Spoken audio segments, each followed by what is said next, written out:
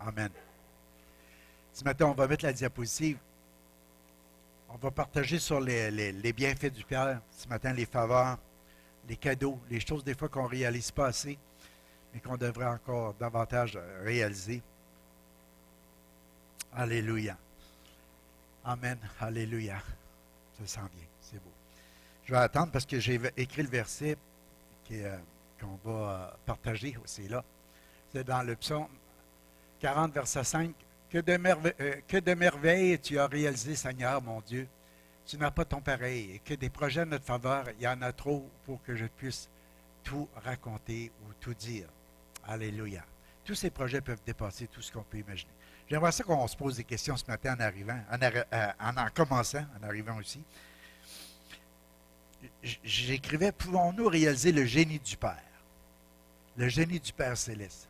L'intelligence, la connaissance, la création. Ce matin, je m'en ai avec l'auto, puis j'ai vu une belle perdrix sur le bord du chemin. Y en a-tu qui aiment ça voir ça? Une belle grosse perdrix, là, tout ça. Quand tu vois ça, tu dis, ah, la nature. Il y a des amateurs de motoneige ici, là. Quand tu t'en vas, oui, tu peux aimer la neige, puis rester pris dans la neige, puis sortir de la neige, puis forcer après ça, puis va être dedans. Mais est-ce que, à côté de tout ça, il y a le plaisir de faire la motoneige, mais le plaisir aussi de voir la nature, de voir les arbres, d'entendre les oiseaux, de voir la splendeur de toutes les choses. Puis on sait c'est l'hiver, mais imagine le printemps, puis imagine l'été, puis imagine les senteurs. Tu sais, dans 2 ou 3 mois d'ici, là, je ne sais pas à peu près, là, je ne sais pas si je pousse ça trop loin. Hier, je parlais avec un ami qui est en Afrique, puis il dit, ah, il fait tellement chaud, il fait plus 38. Les autres, il faisait moins 38. Fait que, tu sais, je ne sais pas qui est le plus à plaindre. Mais j'essayais d'imaginer dans quelques temps, c'est le printemps. Ça va être le retour à la vie, on dit souvent. Les fleurs, les oiseaux, les petites bébites comme les plus grosses. Mais juste à regarder, même la petite mouche noire, ou même le maringouin. Tu sais, on dit, mais tu sais, c'est vrai, tu as raison, Rachel, mais tu peux-tu imaginer la création de ça, tu sais? Tu sais, tantôt, j'étais dans Louange, puis je commençais à penser à toutes les applications qu'on peut avoir sur, je ne sais pas, moi, quand tu vas sur ton iPad ou ton ordinateur, c'est le fun d'avoir des applications, mais il faut t'aller le demander, tu sais. Mais tu ne dis pas à ton oreille, là, écoute, il faut t'entendre. Tu ne dis pas à tes narines, il faut que tu sentes. Tu ne dis pas à ta bouche et à ta langue, il faut que tu goûtes. Et tu ne dis pas à tes yeux, il faut que tu vois. Mais tout ça se fait. C'est toutes les applications en même temps. Puis go, alléluia. Tu es en train de manger, puis waouh, que de goût, ma femme, là-dedans. Là, tu n'as pas demandé à ta langue de dire, là, ou à tes papilles de faire ressortir le goût. Ça vient, ton cerveau l'enregistre, ça sort. Les yeux s'émerveillent devant des choses que tu ne t'attendais pas. Notre Père est insondable, la grandeur, son génie, son intelligence. Est-ce qu'on peut s'arrêter ce matin juste à penser un petit peu comment est Dieu? Alléluia. La splendeur de Dieu, la grandeur de Dieu, la magnificence de Dieu. Qui est l'homme pour que tu prennes garde de lui, le Fils de l'homme? Hein? Qui qu'on est, nous autres, pour dire que le Père il prend soin de regarder à nos vies, de nous faire des promesses, de nous dire qu'on ne sera jamais tout seul, qu'il va toujours être avec nous en Jésus-Christ, qui va nous accompagner. Ses yeux sont sur nous, son regard est sur nous, il nous tient par la main droite. Il est un bon berger, il veille sur nous, il nous conduit vers les verts pâturages, il nous conduit vers des eaux paisibles. Qui qu'on est? On est vraiment quelqu'un de spécial pour lui. Pour qu'il ait donné son Fils unique. Pour qu'on revienne à la maison, parce qu'on est une création faite à l'image de Dieu, à sa ressemblance. On n'y arrive pas à la cheville, c'est bien sûr. Mais je vais vous dire une chose, Dieu a placé quelque chose en nous autres qui fait qu'on peut s'émerveiller. Qu'on peut s'émerveiller devant la splendeur d'une petite chose, qui semble tellement anodine, qui semble peut-être pas importante, que peut-être les gens vont fouler avec le pied, mais que toi tu peux prendre et dire, wow, dans la plus petite des fleurs, je peux voir la grandeur de mon Dieu. Alléluia. Parce qu'il est tellement grand. Il a pris le temps de penser à quelque chose d'aussi délicat, d'aussi petit, il faut être grand pour ça. Alléluia.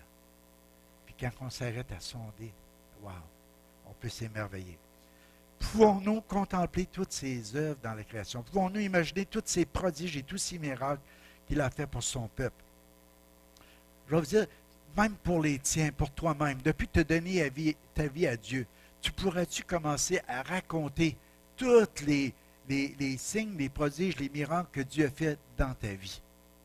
La culpabilité, la condamnation, l'écrasement, les fardeaux, les dépressions, les découragements, les fatigues, les maladies. Toutes les fois où, à un moment donné, tu t'es tourné vers Dieu, tu dis, « Oh Seigneur », ou la protection. Tu dis, « Oh Seigneur, viens à mon secours, oh Seigneur ». Tu fais juste d'y penser, puis tu invoques Dieu, tu demandes à Dieu. Comment de livres vous pensez qu'on pourrait écrire chacun de nous autres pour raconter les merveilles de Dieu, la grandeur de Dieu, la puissance de Dieu, la gloire de Dieu, dans les moindres détails? Des fois, on ne se pose pas assez, on ne s'arrête pas des fois à ça. Mais quand on s'arrête, on peut le voir. Moi, quand je m'arrête à ça, là, il y a des affaires incroyables qui viennent dans mon cœur. Bien souvent, c'est les affaires où c'est que tu sais qu'il n'y a plus de... Tu es comme la femme qui était atteinte d'une perte de sang. Tu as été voir les médecins, tu as dépensé toute ta fortune, puis tu n'as plus rien d'autre à faire que de dire, j'ai entendu parler de Jésus, je vais aller à Jésus, puis je vais toucher à Jésus, puis c'est mon seul espoir qui me reste. C'est bien souvent les souvenirs qui te reviennent, c'est là où tu dis, à qui d'autre irai-je qu'à toi, Seigneur? Tu as les paroles de la vie éternelle. Tu sais qu'à un moment donné, que la seule place que tu peux avoir vraiment du secours dans la situation que tu es en train de vivre, ce n'est pas l'homme, ce n'est pas la femme, ce n'est pas ton semblable, mais c'est juste Dieu qui peut répondre à tes besoins. Puis chacun de nous autres, on traverse des situations comme ça, où ce qu'on sait que juste Dieu peut répondre à notre besoin. C'est ça qu'on devrait signaler. C'est ça qu'on devrait dire. Quand on arrive à cet endroit-là, on dit, Seigneur, qu'est-ce que tu as fait pour moi? Puis tout de suite, je pense à mon salut. Je pense que pendant des années, j'allais à l'église, mais je ne savais pas pourquoi. Puis qu'à un moment donné, quelqu'un m'a parlé de Jésus, puis je me rappelle du soir où j'étais là, puis j'ai dit à Dieu, si tu existes vraiment, pardonne-moi, purifie-moi, sanctifie-moi, Seigneur, fais une œuvre. Je ne le disais même pas avec tous les mots que je vous dis là, parce que je ne les connaissais pas. Mais j'ai juste dit à Dieu, fais quelque chose pour moi. Puis j'ai su, à cet instant même, il faisait noir, personne ne me voyait, j'étais juste en arrière, il y avait un groupe de chrétiens qui était en avant. Mais j'ai su à cet instant même que Jésus était vivant, que Jésus est venu dans mon cœur, que Jésus m'avait pardonné. Je savais parce que je savais. Je savais. Je me rappelle quand j'ai été à l'atelier pour travailler le lendemain, que André Curado, il venait me voir et il dit, il s'est passé quelque chose, tu as donné ta vie à Dieu. Ah oui, donc. Tente-moi pas avec ça. Parce que ça paraissait. Quand j'ai arrivé chez nous, ma femme me regardait. J'ai demandé à Jésus de dire dans mon cœur, tu ne me faisais pas. Non, je ne dirais pas. Elle me regarde. Mais, ce que je veux dire, je savais, ce n'était pas une question de religion, c'est une question de relation. C'est quand tu veux parler de la grandeur de Dieu, des merveilles de Dieu, des choses qui se sont produites, c'est de ça que tu veux parler. Tu veux parler d'une rencontre avec Dieu. Tu veux parler où c'est comme Moïse, que tout à coup le buisson ardent, le buisson il brûle, mais il ne se consomme pas, il s'en va à côté, puis il entend la voix de Dieu, il dit enlève tes souliers, tu te tiens dans un lieu saint ici, à cet endroit-là. Et puis Dieu commence à lui révéler son plan, ses projets pour sa vie. Il y a tellement de projets pour chacun de nous autres. Puis il y a une rencontre avec Dieu, il y a une mission que Dieu lui accorde. Il se sent indigne, il ne se sent pas capable. Mais il sait une chose, c'est que c'est Dieu qui lui demande, c'est Dieu qui lui parle, c'est Dieu qui lui révèle déjà ses projets et ses plans. Amen. Quand tu as une rencontre comme ça avec Dieu, où ce que Dieu te parle, Dieu te demande des choses, tu dis, hey, c'est Dieu pour moi qui va être contre moi. Si Dieu me demande ça, comment est-ce que je peux dire non? Je peux essayer de trouver des excuses, mais je veux plaire à mon Dieu. Parce qu'il a tellement fait de choses pour moi. Alléluia. Pour ça, j'écrivais, ces projets envers ses enfants dépassent tout ce qu'on peut imaginer. Parce que quand tu donnes ta vie à Dieu, toi, tu dis, regarde, je lui donne un paquet de problèmes. Tu dis, qu'est-ce qu'il y a à faire avec ça? Quelqu'un dit, à un moment donné, j'ai envie de me suicider. Ben écoute, donne donc ta vie à Dieu. Tant qu'à te l'enlever, donne-lui la chance. Il va faire quelque chose avec. Tu vas voir, tu vas rester surpris, tu ne peux pas imaginer. Il peut faire d'un assassin un prédicateur de la justice. Alléluia. Il l'a fait avec Paul. Quand tu viens à Jésus, tu lui donnes ta vie. Que pouvons-nous imaginer tous les miracles et ces interventions qu'il a fait pour nous? J'écrivais, la grâce du Père est tellement immense, elle se voit partout autour de nous. Personne ne peut se comparer à notre Dieu. Autrement dit, tu peux placer personne à côté de mon Père céleste pour le comparer. Tu ne peux pas trouver personne comme lui. Et absolument, personne ne peut se comparer à lui. Il a multiplié ses merveilles, nous dit une autre traduction. C'est parce que je suis en train de vous citer une autre traduction que j'ai écrite. Tu as multiplié L'Éternel, notre Dieu, tes merveilles et tes desseins en notre faveur. Nul n'est comparable à toi. Je voudrais les publier et les proclamer, mais leur nombre est trop grand pour que je les raconte. Alléluia. Moi, je pourrais juste commencer à vous parler du peuple d'Israël à partir de la sortie d'Égypte, puis on s'en irait, puis on en aura passé midi, puis je n'aurais pas prêché encore. Il y en a trop. Il y en a trop. Mais c'est notre Dieu. Parce que pour lui, on est tout important pour lui. Chacun de nous autres, on pourrait ce matin. Puis c'était dans ma méditation hier, dans cette pensée-là, de vous dire, est-ce qu'on pourrait là, rapidement commencer à raconter toutes les merveilles que Dieu a faites pour nous autres? La première idée que tu as, Maurice, la première idée, puis non, il va comme ça, tout le monde rapidement. Wow! Pensez pas comment on serait béni? Imaginez un instant, là. Je ne sais pas qu'est-ce que Esther dirait. Raconte-moi une merveille que Dieu a fait pour toi, dans ta vie. Puis je ne te dirai pas depuis 25 ans, quelque chose qui vient spontanément dans ton cœur. Tu veux en dire un? Un mariage de famille. Puis toi, dans 2 mots, mariage et famille, pour nous autres, mariage-famille. Mais pour elle, mariage-famille, elle va écrire un livre. Comprenez ce que je veux dire? Maurice, c'est quoi? Tu peux dire Rita. Tu peux écrire encore au moins une couple de pages, avoir une couple de livres. Essaye d'imaginer quand tu es tombé en amour avec. C'est une grâce de Dieu, hein?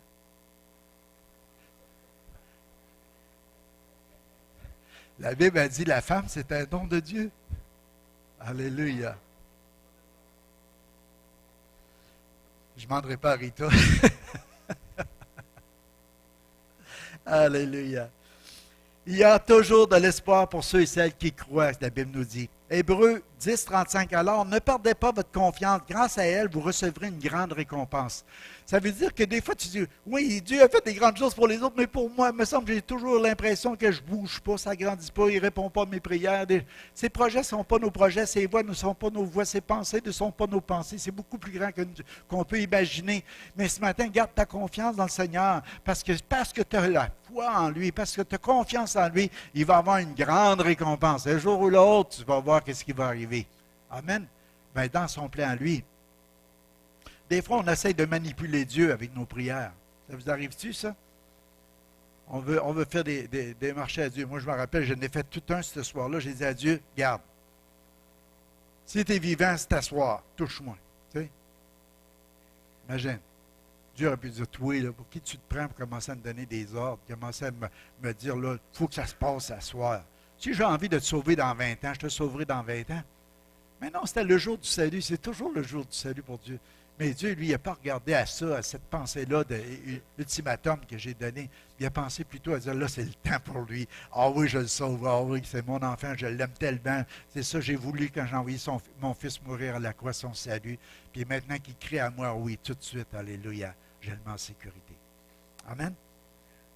Alléluia. Jérémie nous dit, l'autre diapositive, oui, moi, le Seigneur, je connais les projets que je forme pour vous, je le déclare, ce ne sont pas des projets de malheur, mais des projets de bonheur. Je veux vous donner un avenir plein d'espérance.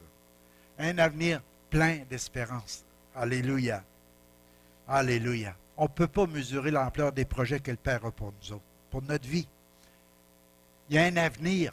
Il y a un avenir pour nous. Il y a un avenir pour les enfants de Dieu. Sur cette terre, puis aussi un avenir à venir. Quelque chose qui n'est pas encore arrivé, qui s'en vient. Nouveaux cieux, nouvelle terre, et des choses incroyables qu'on ne peut même pas imaginer, tout ce qu'on va accomplir, ou toutes les choses qui vont nous être révélées, ou des choses comme ça. Mais il y a un avenir. Vous savez, le peuple juif, il était esclave en Égypte. Et pendant qu'ils étaient esclaves, en ne faisant pas toute l'histoire du peuple juif, mais on va regarder juste l'Égypte qui était sous les coups, sous les fardeaux, sur la corbeille. Il fallait qu'ils travaillent fort. Tout était pesant pour eux autres. Ils sont mis à crier à Dieu pour être libérés. Puis là, Dieu a suscité un libérateur en Moïse. Puis Moïse est descendu. Puis on sait qu'il y a eu les 10 plaies d'Égypte. Pouvez-vous imaginer les interventions de Dieu pour sauver son peuple? Pouvez-vous imaginer toutes les interventions miraculeuses, puis en même temps, même les châtiments qui sont venus, les mouches, les sauterelles, puis tous les petits cossins qui sont venus jusqu'à la mort des premiers-nés. Avant que les Égyptiens décident de dire, on vous laisse aller, allez-vous-en. On a assez de vous autres, là, parce que votre Dieu est trop fort pour nous autres. Fait que ce peuple-là, il ne pouvait pas imaginer encore tous les projets que Dieu avait pour eux autres. La seule chose qu'ils vivaient, eux autres, là, ils vivaient sous l'esclavage. Puis ils voulaient avoir une libération de leurs conditions dans quoi qu'ils vivaient. Mais les projets de Dieu étaient beaucoup plus grands que l'esclavage, que de les libérer de l'esclavage. Et là, Dieu les emmène pour les emmener vers la terre promise, vers la terre où coule le lait et le miel, on peut dire. Et puis ça nous dit, quand ils ont traversé la mer Rouge, les Égyptiens se sont mis à courir après eux autres. Encore un miracle que Dieu leur démontre sa puissance. Écoute, il les fait traverser à pied sec, puis après ça, il noie tous les poursuivants. Il met un point final à tout ça. Là, il arrive de l'autre côté, et puis ça nous dit qu'à travers ça, Dieu les nourrit d'une manière surnaturelle. Dieu les abreuve d'une manière surnaturelle. Dieu les fait marcher sans que les souliers s'usent, si tu veux. Tu comprends? Et le peuple est encore dans leur cœur en train de chialer, encore de maugréer, encore de désobéir à leur leader. Tu sais, pourtant, ils voient le surnaturel jour après jour dans leur vie. Ils voient des bénédictions de Dieu, ils voient des interventions de Dieu. Puis c'est rien. Dieu ne voulait pas les laisser dans le désert.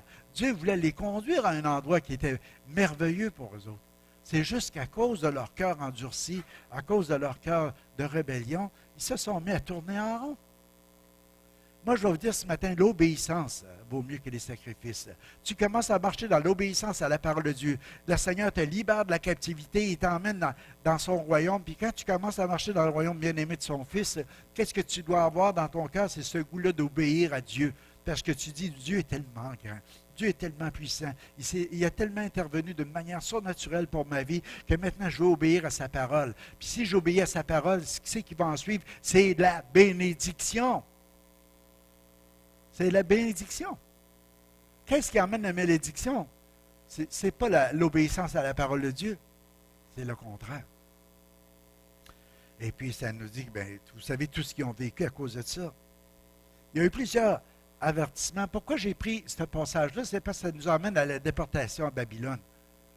Parce que constamment, ça revenait toujours dans leur cœur. Puis ils ont été déportés à Babylone à un moment donné. Puis Dieu a dit, OK, à cause de leur cœur, ils vont passer 70 ans de captivité à Babylone. Mais Dieu parle à travers le prophète, puis il dit, regarde, il y a un avenir pour vous autres. Vous ne resterez pas à Babylone. Il y a un avenir, il va y avoir des belles choses qui vont arriver. Vous allez retourner dans le pays. Vous allez retourner dans l'endroit où je vous avais placé. Vous allez avoir votre temple. Les choses vont redevenir comme c'était. Mais là, il s'est levé des gens, on appelle ça des faux prophètes, des gens qui commençaient à dire, non, ça ne se passera pas de même, il faut retourner tout de suite, puis il faut faire les choses tout de suite, puis il y a une autre façon de faire. Ils ont cru à ça, parce que c'est comme du beurre de pinot, une tranche de pain, c'est meilleur. Hein? À un moment donné, ça jamme.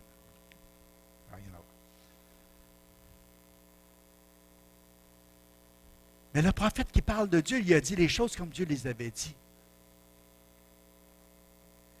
70 ans, moi le Seigneur, je connais les projets que je forme pour vous. C'est les miens. Je le déclare, ce ne seront pas des projets de malheur, mais des projets de bonheur. Je veux vous donner un avenir plein d'espérance. Ils sont revenus quand les temps ont été accomplis. Ils sont revenus. Amen. Parce que dans sa bienveillance, le Père a toujours des projets d'avenir pour son peuple. Amen. Alléluia. On va tourner à toi. C'est vrai que le châtiment semble d'abord un sujet de tristesse, ça nous dit dans Hébreux 12, 11, mais non de joie. Mais il produit plus tard pour ceux qui ont été ainsi exercés un fruit paisible de justice. C'est pour ça que les routes du Père semblent difficiles à suivre à certains moments. Ça arrive. Moi, je regarde les 2 disciples d'Emmaüs, j'ai mis ça comme exemple juste pour montrer qu'eux autres avaient pensé. Ah, Jésus arrive, il va instaurer son royaume, les choses vont se passer comme ça. Mais ça ne s'est pas passé de même. Ils ont pris Jésus, ils l'ont crucifié sur la croix, puis ils ont dit, mais voyons donc, on a cru pendant un instant que ce soit lui qui vienne nous libérer des Romains, que c'est lui qui nous a franchis, qui fasse les choses. Mais on s'est trompé. Ils s'en allaient tout tristes. Jésus fait route avec eux autres, puis il rouvre l'intelligence, puis il dit, vous êtes donc lents à comprendre. Il ne fallait pas que le Christ souffre. Il ne fallait pas qu'il passe par là. Il ne fallait pas que la Bible n'avait pas annoncé. Les autres, ils auraient aimé que les choses se fassent différemment, rapidement, vite, tout de suite. On a un nouveau roi. Mais les choses ne se sont pas faites comme ça. Les choses se sont faites comme Dieu les avait dit. Fait que je vous emmène ça ce matin que des fois, il arrive des situations où on sent que Dieu nous appelle à aller à quelque part, à faire quelque chose. Mais les choses n'arrivent pas rapidement comme on voudrait. Puis même souvent, on passe sur un temps où ce qui ça semble comme un châtiment, mais c'est juste une attente, de la patience ou des choses de même, puis on perd notre joie. Mais à travers ça, par exemple, Dieu va emmener un fruit paisible de sa justice à lui. On ne comprend pas toujours les détours. C'est ça que ça veut dire.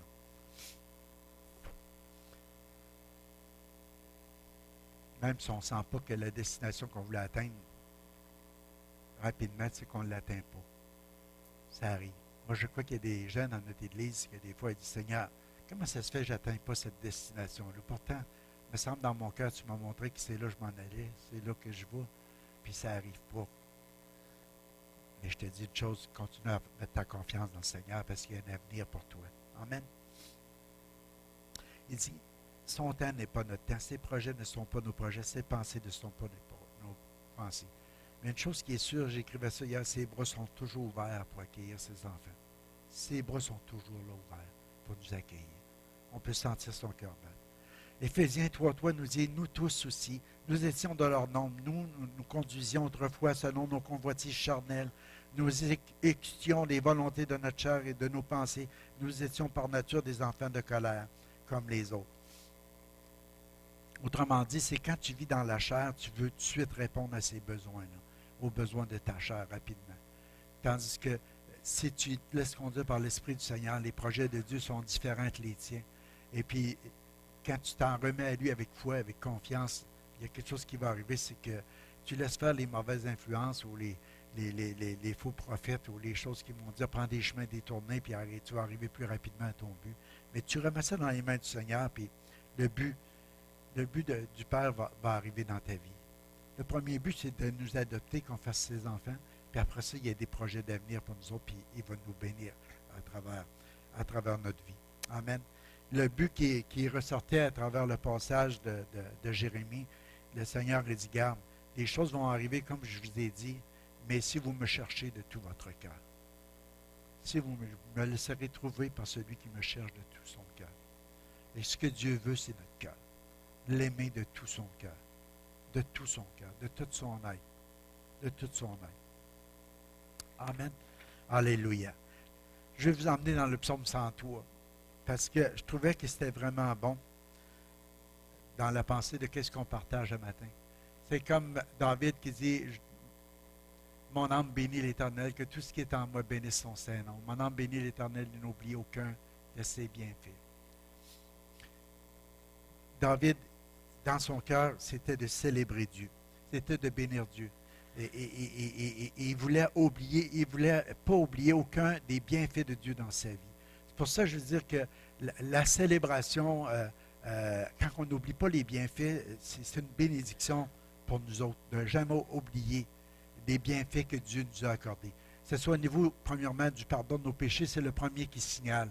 Il n'oublie pas aucun de ses bienfaits. C'est lui qui pardonne toutes nos iniquités et nous guérit de toutes nos maladies.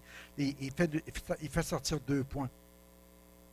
David, il nous enseigne une chose que souvent, nous autres, on peut dire qu'on peut devenir ingrat. On peut oublier de remercier Dieu. On prend les choses comme acquis, comme les choses qui sont là, qui font partie de notre vie. Puis on oublie de remercier Dieu pour tous ses bienfaits, pour toutes les bénédictions qu'il nous accorde. Le premier, c'est le pardon de nos péchés. Si on pourrait se souvenir de ça ce matin. Alléluia. Nous avons besoin de nous animer, de nous inciter, de nous encourager, de nous exciter à la gratitude. Qu'est-ce que ça fait, la célébration? Moi, j'appelle ça la célébration active. C'est ce que ça fait dans notre mémoire. Ça anime notre mémoire. Ça nous ramène. Ça nous empêche d'oublier les bénédictions de Dieu. Ça nous empêche d'oublier les bénédictions de Dieu.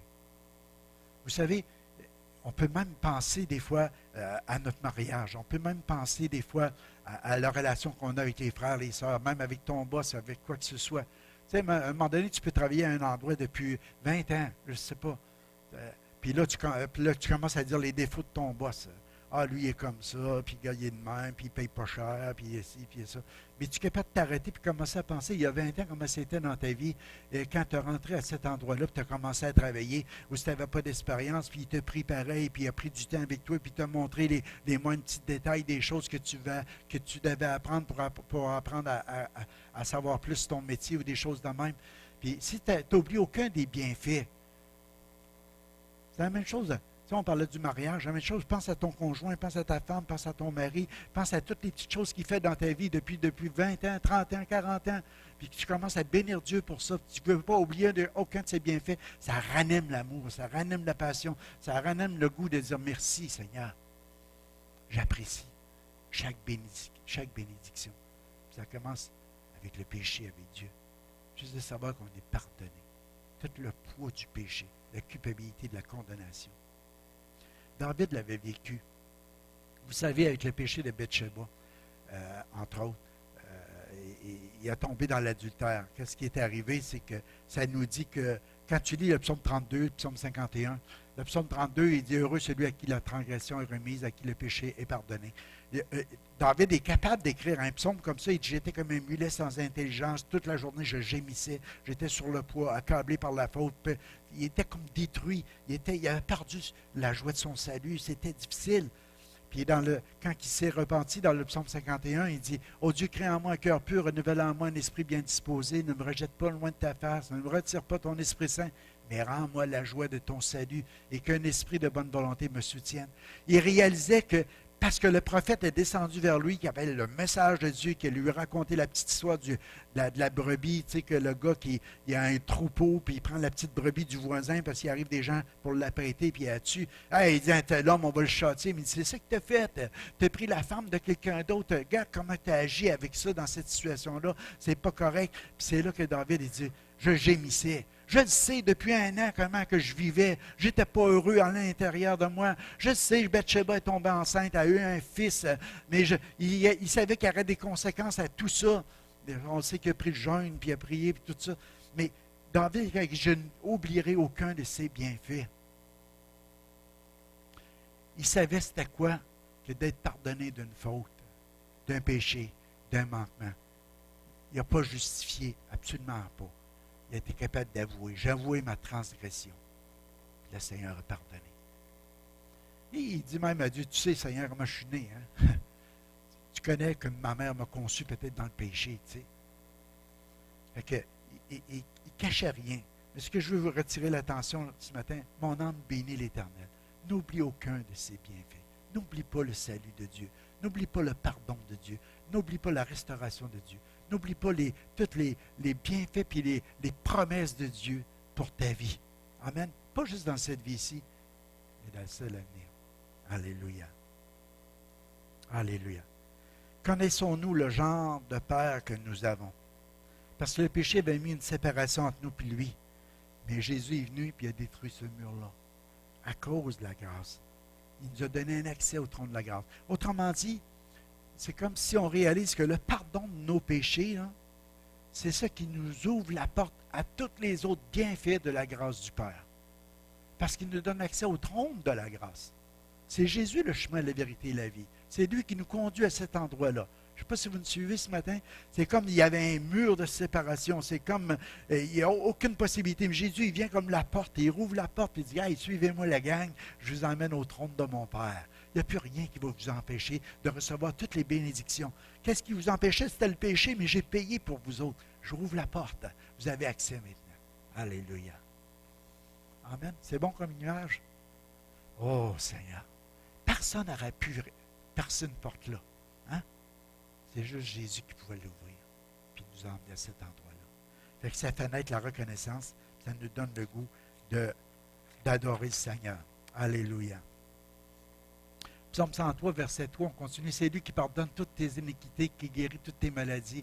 C'est lui qui délivre ta vie de la fausse, qui te couronne de bonté et de miséricorde.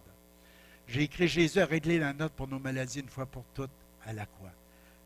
Je voulais tirer cette autre bénédiction-là du message de ce matin. Ce n'est pas un deuxième volet, ça va ensemble. on n'oublie aucun des bienfaits de Dieu, le pardon de nos péchés, mais qui nous guérit de toutes nos maladies. Quand j'ai commencé à vouloir préparer ça, je filais bien, après ça, j'ai commencé à avoir mal à la gorge. J'ai commencé à avoir comme la grippe qui voulait venir. Ben, je vais le prêcher pareil. Amen. Alléluia. Parce que Dieu guérit. Parce que la nature même du Père est de guérir. Quand le Père il a emmené dans Exode, il a fait des promesses après la sortie de l'Égypte. Il dit, si vous gardez mes commandements, la gang, là, il dit, moi, je vous promets des bénédictions, je vous promets de guérir de toutes vos maladies. Aucune maladie, aucun fléau, rien qui ont frappé les autres nations vont venir vous frapper. Je suis l'Éternel qui guérit. C'est la nature même du Père. C'est dans son nom. On l'a appelé Jéhovah Rapha, l'Éternel qui guérit. Amen. Alléluia. Ça veut dire que les conséquences du péché, de la chute, de la peur, l'angoisse, la famine, les tremblements de terre, la guerre, tout ce que tu veux, puis la maladie avec, c'est des conséquences de la chute, du péché. Mais Jésus est venu, puis c'est ça les bienfaits du Père, c'est ça les bénédictions de la croix que ça nous apporte, c'est le pardon de nos péchés, puis de nous guérir de nos maladies. Savez-vous une chose, que Jésus, quand il était sur la terre, quand on regarde le Nouveau Testament, il y a 20% du Nouveau Testament qui raconte tous les miracles de Jésus, que Jésus a emmené la nature. Il dit à Philippe, si tu as vu le Père, tu m'as vu. Puis garde, dans la nature du Père, c'est de guérir, c'est de restaurer. Bien, moi, je suis sur la terre, je suis ému de compassion. À chaque fois que je vois quelqu'un qui est malade, je veux le toucher, je veux le guérir, je veux le restaurer, je veux le délivrer, je veux y faire du bien. C'était dans la nature même. Jésus, il dit, si tu m'as vu, tu as vu le Père. Parce que moi et le Père, on est un. On a le même cœur, on a le même désir. On veut voir nos enfants en santé, autrement dit, on veut voir le peuple des humains en santé, restauré, guéri. Amen. Ça, c'est ça qui est dans le cœur du Père ce matin. Le Père ne prend pas plaisir à la maladie ou à la souffrance. Oui, on la traverse, puis oui, il est au courant, puis oui, il sait. Mais quand on dit que ton règne vienne sur la terre comme au ciel, on n'est pas en train de dire, Seigneur, que toutes les maladies qui sont dans le ciel viennent sur la terre. Il n'y en a pas dans la présence de Dieu de maladies. C'est qu'on est en train de réclamer que plutôt que la santé vienne sur la terre comme au ciel, que la vie vienne sur la terre comme au ciel, que la délivrance vienne sur la terre comme au ciel, que les gens aient une pleine liberté, pleine guérison, une pleine restauration. Amen. Alléluia. Moi, ce matin, je veux juste vous dire, on peut croire des promesses de Dieu. On peut les recevoir. Tu es malade, est-ce que ça t'enlève une bénédiction? Oui, ça t'enlève la santé. Mais ça ne veut pas dire que Dieu ne t'aime pas, puis que Dieu n'est pas au courant, puis que Dieu ne peut pas intervenir, puis encore, puis restaurer. Puis, tu comprends, je veux dire? Alléluia. On est sur la terre. Mais on peut proclamer les bénédictions. Vous savez, quand Jésus était sur la terre, moi je regarde, à un moment donné, il a fait la multiplication des pains. 5000 hommes qui est là, sans compter les femmes et les enfants. Il prie, il bénit des petits pains, des poissons, puis il ramasse des morceaux après. C'est incroyable, c'est le miracle qu'il y a là. Le Seigneur, il prend la chaloupe, puis il dit, on traverse l'autre côté. Lui, il monte sur la montagne pour prier. Il va rejoindre les disciples à un moment donné. Puis les autres sont dans la frayeur, la grosse tempête qui est là. Puis le Seigneur, il calme la tempête. On sait que Pierre a marché sur l'eau, du surnaturel, puis de la bénédiction. Puis il dit, qui que les hommes disent que je suis? C'est le Fils de Dieu, on va l'adorer, c'est Jésus, c'est le Messie, ils le reconnaissent, tout ça. Puis ça nous dit qu'ils ont accosté l'autre bord, ils arrivent de l'autre côté, qu'est-ce qui arrive? Les gens, ils sont là, ils voient Jésus, ils le reconnaissent. Qu'est-ce qu'ils ont le goût? Ils disent, on leur permet tout simplement de toucher le bord du vêtement à Jésus. Juste toucher le bord du vêtement à Jésus. Il y a des malades de tout partout qui viennent, ils accourent. Ils ont dit, on a entendu parler avec Jésus. Jésus, il est venu pour guérir. Alléluia. Il est venu pour restaurer. Il est venu pour faire du bien. Les gens viennent et on peut seulement toucher le bord du vêtement de Jésus. Ce matin, je te dis une chose, Jésus est ici. Jésus est présent. Jésus est là. Il a dit, où est-ce qu'il y a deux ou trois qui s'assemblent en son nom, il est présent au milieu d'eux. Il dit, je vais être avec vous tous les jours jusqu'à la fin du monde. Jésus est là ce matin. Amen. Même si on ne le voit pas. Et je te dis ce matin, fais juste venir toucher le bord de son vêtement. Alléluia. Imagine, tu es malade, là, tu reconnais Jésus, tu reconnais la parole de Dieu, tu entends sa voix, tu reconnais la voix du bon berger, puis tu dis, ah, il y a une foule qui est là qui veut m'empêcher de traverser, mais je vais traverser pareil, je t'atteins d'une perte de sang, je vais aller toucher le bord du vêtement de Jésus. Puis il y a une force sortie de lui. Jésus, il dit, qui m'a touché? C'est comme Jésus se laisse toucher par celui qui vient avec la foi le toucher.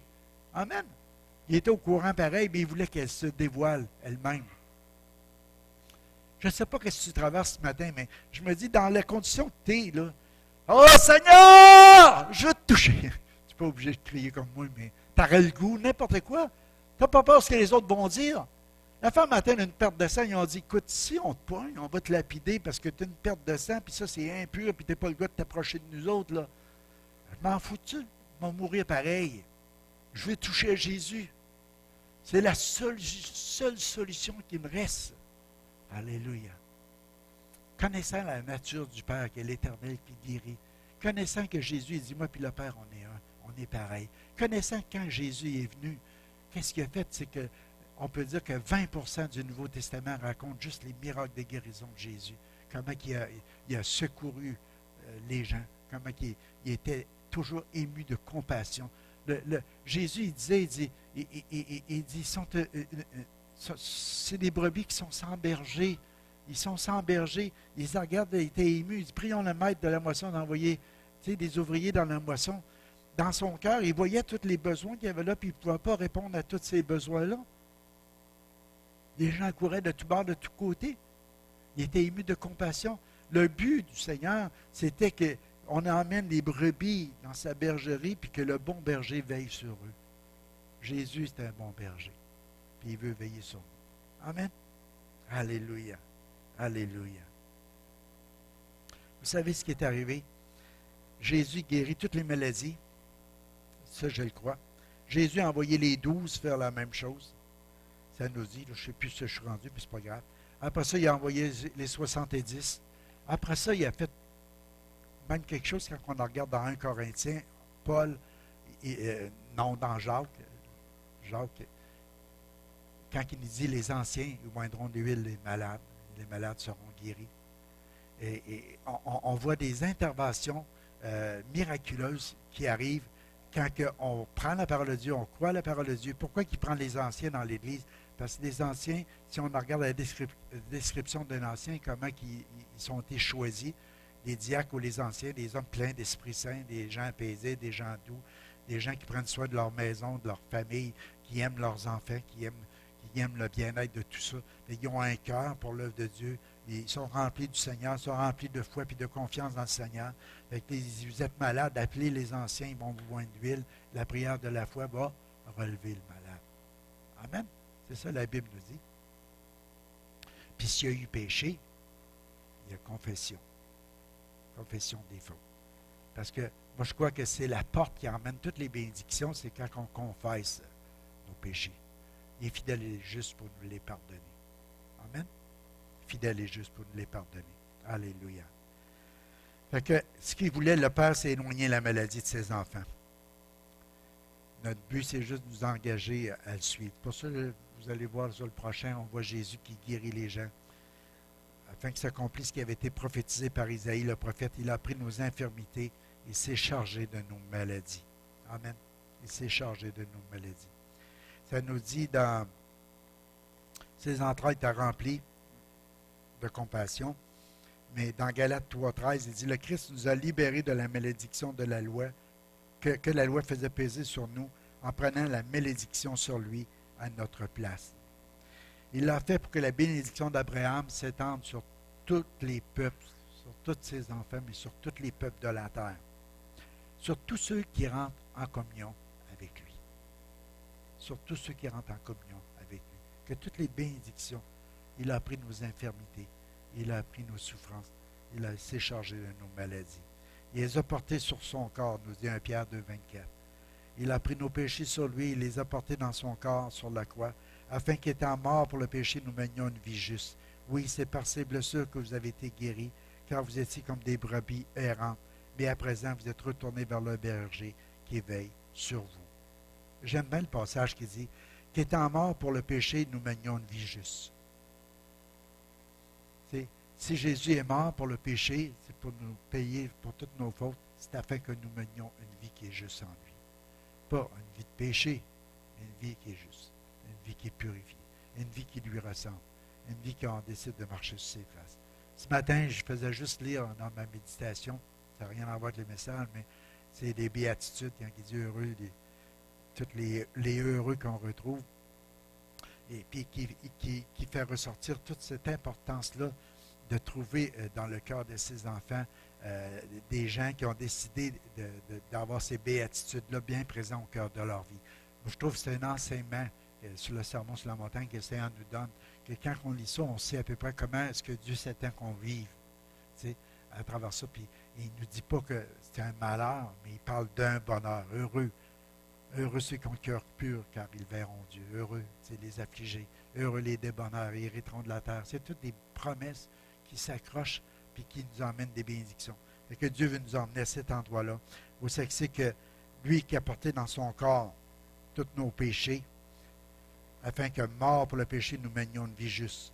Oui, c'est par ces blessures que vous avez été guéris, car vous étiez comme des brebis errantes.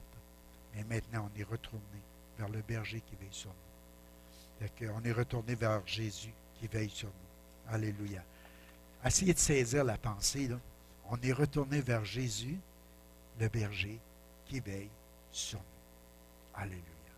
Et que Jésus est avec nous. Il veille sur nous. Il veut qu'on mène une vie juste, mais il veille sur nous. Il est avec nous. Alléluia. Je termine avec cette pensée-là. C'est les bienfaits du Père, le Marc 16, 15. C'est l'ordre qu'il nous a donné d'aller par tout le monde et de prêcher la bonne nouvelle à toute la création. Celui qui croira sera baptisé, sera sauvé, mais celui qui ne croira pas sera condamné. Voici les miracles qui accompagneront ceux qui auront cru. En mon nom, ils chasseront les démons, parleront de nouvelles langues, saisiront des serpents, s'ils boivent quelques breuvages mortels, il ne leur fera aucun mal, point de mal. Ils imposeront les mains aux malades et les malades seront guéris. Et quand tu regardes dans le Nouveau Testament, c'est ça qui se passait. C'est ça qui va se passer encore aujourd'hui. Puis jusqu'à temps que Jésus revienne. C'est la même mission, c'est les mêmes commandements, c'est le même désir dans le cœur du Père, c'est de restaurer les gens. Si tu regardes la vie d'Étienne, il se faisait des prodiges, des miracles par ses mains. Philippe, il se faisait des prodiges, des miracles. Si tu regardes la vie de Pierre, de tous les premiers disciples, tu vois constamment une révélation. Quand tu regardes dans 1 Corinthiens, tu vas voir qu'à un moment donné, il dit qu'on peut demander même des dons de guérison. Pourquoi? Parce que dans le cœur du Père, il veut donner des dons à ses enfants. Puis on doit aspirer aux dons les meilleurs. Ça ne veut pas dire que le don de guérison est meilleur que toute autre chose. C'est d'être rempli de l'amour. Mais si on est rempli de l'amour et de la compassion, quand on voit quelqu'un qui est malade, il y a quelque chose qui nous anime à l'intérieur, on dit « Ah, je vais prier pour toi ». C'est pas moi qui guéris, c'est Dieu. Mais la chose qui est sûre, c'est que Dieu nous a dit de prier. On va prier. On va s'accorder, on va demander, on va réclamer. On va prier le Seigneur pour que ça se produise. Puis c'est pour ça qu'avec les anciens, on peut aussi prier pour que le Seigneur puisse répandre ses bénédictions sur vous. Alléluia. Amen. Alléluia. Il y a un passage dans la Bible qui nous dit « On oindra les malades d'huile. La prière de la foi relèvera les malades. » Alléluia. Oui, Clément?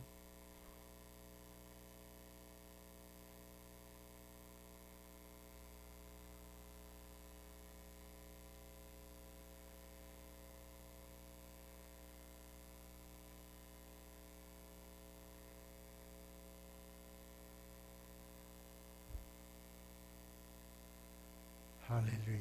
Amen. Amen. Ça, c'est la grâce de Dieu. Les bienfaits du Père. Les bienfaits du Père. Alléluia. Ce matin, j'aimerais ça qu'on termine. Je vais demander peut-être quelqu'un au piano, venir juste jouer doucement. Moi, je crois que Dieu veut agir ce matin ici. Ne regardez pas si j'ai un petit problème dans la gorge. Moi, je l'ai donné au Seigneur. Je crois que Dieu guérit, que Dieu restaure.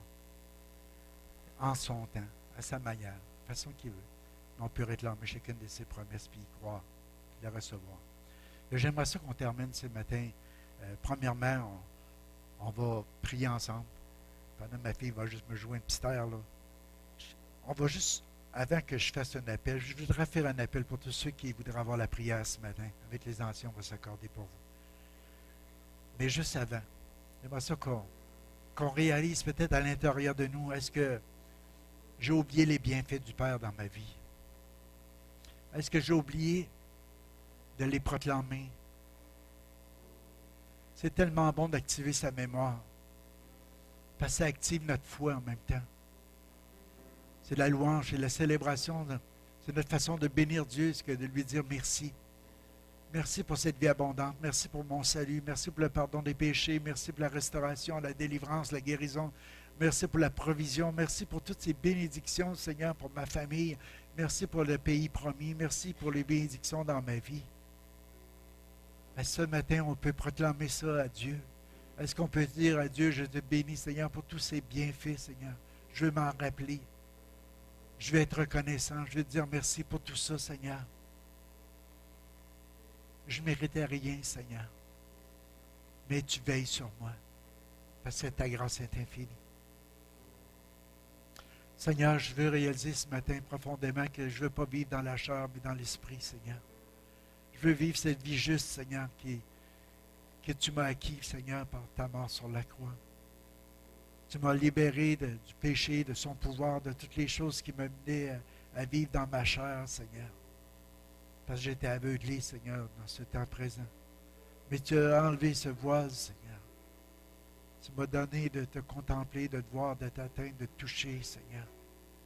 Tu m'as donné, Seigneur, de recevoir la vie en abondance dans mon esprit, la vie éternelle, Seigneur. Tu m'as donné une paix intérieure comme toi seul pouvais la donner. Ce matin, je voudrais m'engager à obéir à ta parole, Seigneur. À garder ta parole, Seigneur. À demeurer dans ton amour, Seigneur. Juste pour te plaire. Juste en reconnaissance de tout ce que tu as accompli pour moi.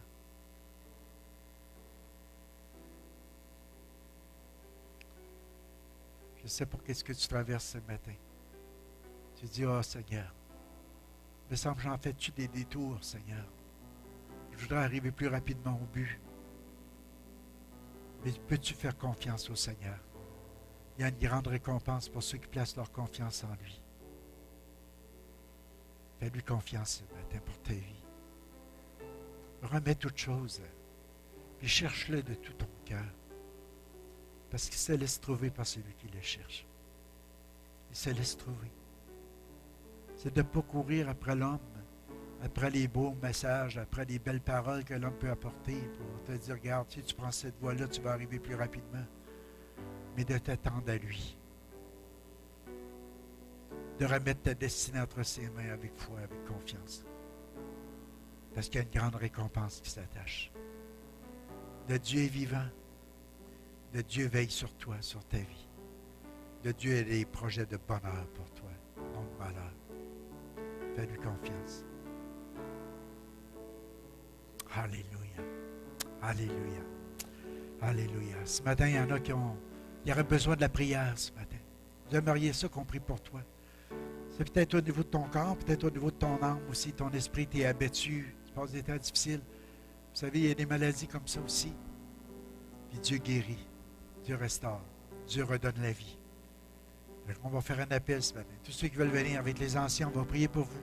Puis tous ceux qui sentent la foi dans leur cœur, tu aimerais prier pour les frères, pour les sœurs. Si toute l'Église se ramasse en avant, et gloire à Dieu, on va prier les uns pour les autres.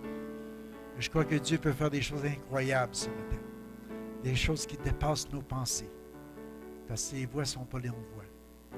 S'il a mis ce message-là dans mon cœur, c'est parce qu'il y a quelque chose qu'il veut faire ce matin parmi nous. Moi, je le crois dans tout mon cœur. Alléluia. Mais si tu as un besoin, ton corps, on peut mettre des chaises ici en avant. Vous pouvez vous asseoir. Si vous vous sentez faible, vous asseyez. On va prier pour vous assis. Il n'y a aucun problème avec ça. Après ça, le Seigneur va vous relever. Alléluia. Juste pour vous dire que je veux personne qui dise, oh, ben moi je ne peux pas aller, je suis trop fatigué, je n'ai pas d'énergie. Viens ce matin. On va prier pour toi. C'est la prière de la foi. C'est lui. Alléluia. Moi, je dis souvent aux gens, on peut imposer des mains vides sur des têtes vides. Mais si on le fait par obéissance au Seigneur, c'est plein de sa grâce. C'est juste un contact de foi. C'est juste une obéissance à ce qu'il nous demande. Puis on peut s'attendre à des choses incroyables. Tout est possible à celui qui croit. Amen. Alléluia. Et levons-nous ensemble, ceux qui le désirent ce matin, venez. On va vous oindre d'huile dans le nom de Jésus de Nazareth. Alléluia. Et la Bible nous dit, la prière de la foi relèvera le malade. Alléluia. Ça arrive.